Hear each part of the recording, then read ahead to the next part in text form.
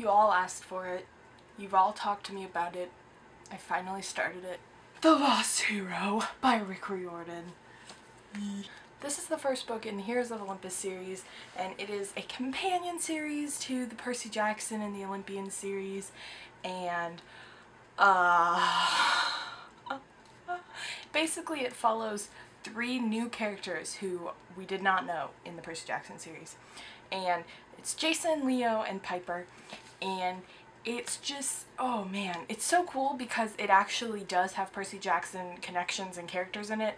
So even though the new characters don't know what's going on, we all know what's going on, so it's really cool that way. I thought it was really, really good. Really good. Especially if you haven't read this, I'm pretty sure everybody has. I'm like the last person to read it. But if you haven't read it and you have read Percy Jackson, I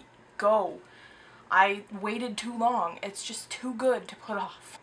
If you have not read this yet, please go away so I can talk about it excitedly. If you want to know what my rating is, I'm gonna have to go with 4.75 stars. Please leave if you don't want to be spoiled. Bye! Okay, so, since the beginning of time, everybody has told me to read Percy Jackson stuff, and I obviously did the first series in January, and I documented all of that, and now I'm doing the Heroes of Olympus, yes, because the Blood of Olympus comes out soon, and everybody talks about this series. Even my brother has read it, so yeah. Everybody who's anybody who knows this series has told me that the Lost Hero is like the hardest one to get through because of all like the new characters, and there's no Percy Jackson, and people didn't want to go on because there was no Percy Jackson in this one, and I just don't understand. I think it's good that Percy wasn't in this one because we got to know more about the new characters, and we got to appreciate some of the other characters from the old series. Like when Annabeth showed up, I don't know why, but I was just so happy, and she wasn't even Percy, but I was still just like, oh my gosh, Annabeth. And when Thalia came, I was so happy about that. And even when Clarice showed up in the last couple chapters for that head counselor meeting, I was super happy. I was just so mad for a lot of it because the plot is so winding and crazy, and it's even harder because Jason doesn't really remember anything. So anytime you want information, he's like, sorry, I don't know. And we only start to get answers at the end, which also makes me kind of angry. The other thing I'd like to point out is even though this is technically not the Percy Jackson series, it's literally exactly the same. Sass is there, just from different characters. Leo is really sassy, which I thought was really great. But it also runs on the whole time limit quest thing. That's how all the plots are. There's like a 5 to 10 day limit for the quest, and then you go on the quest, and then magically it works out that you get to your final point by the deadline, and then you defeat some monsters and you say, oh, you know what, the real monster isn't here yet, we have to do another quest before that monster even starts to wake up a little, so we'll just have a small happy ending and then we'll move on later, next book. I did not like the different POVs.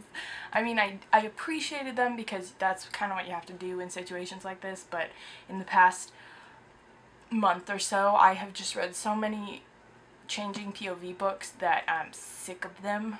The authors seem to think that they'll write them and we as readers will just all of a sudden be so excited to get to the next POV because we want to get to the next POV from the last POV, if that makes sense to you. And instead, I'm the kind of person who will get to the end of a POV with a cliffhanger, go to the next one and realize it's a new point of view, and then just give up. I did like it because it wasn't as random as some of the other books I've read. That is what really ticks me off, is when it's a random different POV, so you can't predict what's gonna happen, which is sometimes cool but usually annoying.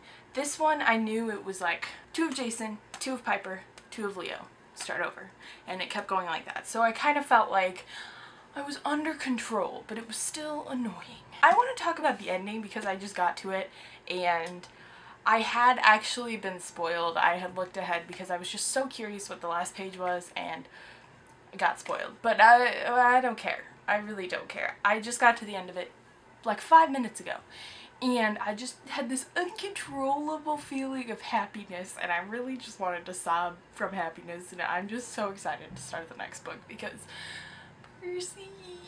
Oh my gosh, I just can't believe, like, there's Roman demigods. Didn't even think about it. Didn't cross my mind at all. And now it's like, it's explaining so many things, and feels. Jason listed off some of his friends in one of his end chapters from his Roman camp or whatever, and I have heard about Hazel and Raina. I don't know about the other ones, but I know those two characters exist, so we'll get to meet them eventually, which is exciting.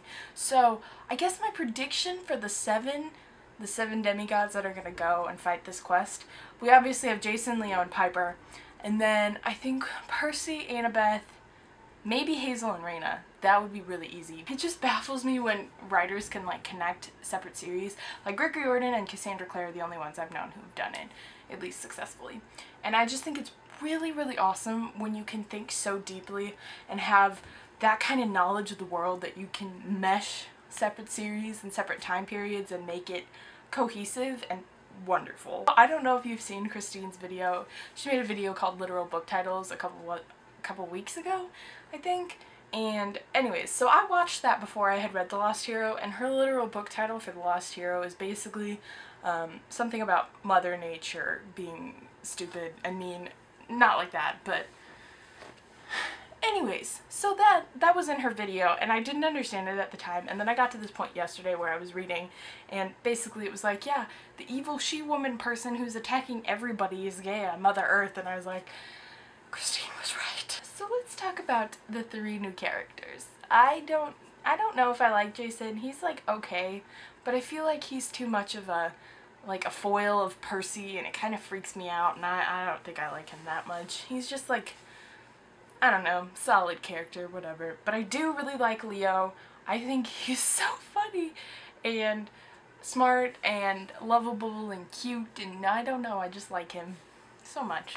And I also surprisingly really like Piper. I didn't know if I was gonna like her, not because I knew anything about her, but just because.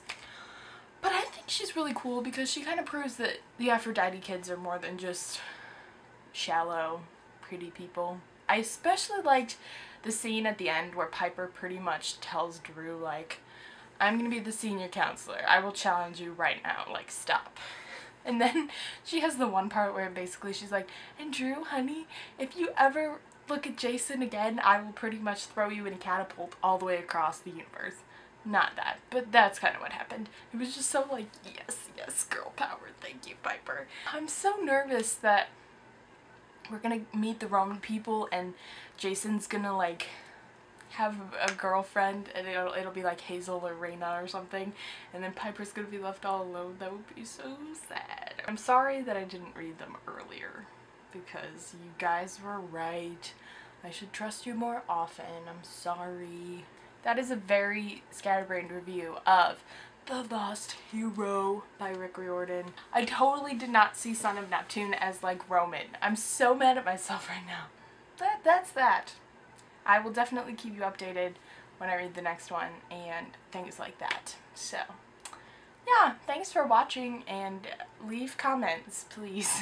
Literally, when I said I was going to be doing this for my June TBR in one of my last videos, pretty much the first 5 comments were all, oh my gosh, you're going to read Heroes of Olympus. Oh my gosh, Heroes of Olympus. I'm so excited you're reading Heroes of Olympus.